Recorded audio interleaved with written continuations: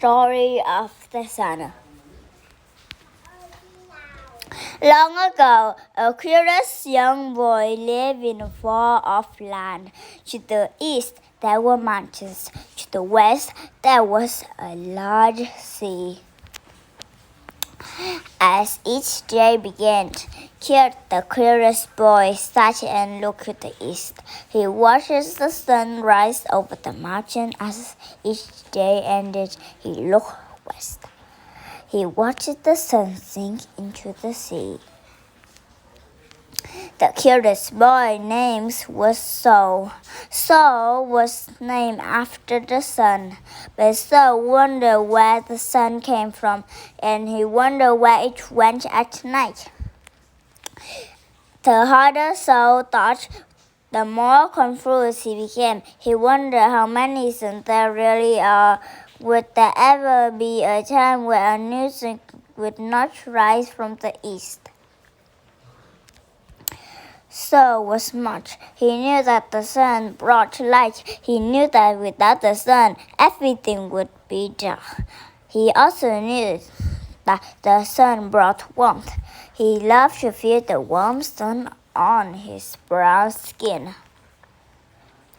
Saul worried about a day when the new sun might not rise. He worried about living in a land of darkness. He worried about being cold. Saul learned about a wise woman. He was told she knew the answer to everything, so he decided to visit her. The wise woman lived in a village. The village was near the mountains. That was near there where the sun rose each morning. One morning, Saul awoke early. He got eggs from his chicken and shared them with neighbors. It was his daily chores. Then he went to the village. The wise woman greeted Saul warmly. He took him to her hut, and she began to answer his question about the sun. First, she explained where the sun came from. Do you see that large mountain, the one that's towering above all the other mountains? She asked, pointing east. Saul replied, Yes, I do. In fact, I see the sun rise over that mountain each morning. Well, said the wise woman, that is where the new sun comes from. Each night, after the sun sinks into the sea, the mountain feels cold and alone. But then the mountain thinks about the kindness it sees every day.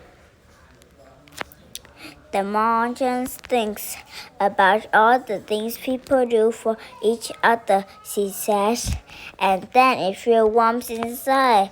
All that warmth builds up. The wise woman keeps telling her story. By morning, the warmth is too much. The mountain split out a giant ball of fire. The ball is split out with great force. It shoots up high into the sky. The fireball lighted near the land below as it travels across the sky. It also hits the land. When the balls of fire reaches the highest point,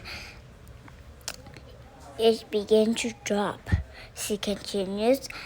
In a few hours, it crashed into the sea. The cold water of the sea put out the ball of fire. It is very important that the villagers keep caring for each other and showing kindness. She says, as long as we warm the mountain with kindness, it will make a new sun each morning. But if ever we fail to do so, then will be no new sun. The land will become dark and cold. From that day on, Sir worried no more. He played happily in the trees. He knew there would always be light and heat as long as the villagers took care of one another, and he knew they always would.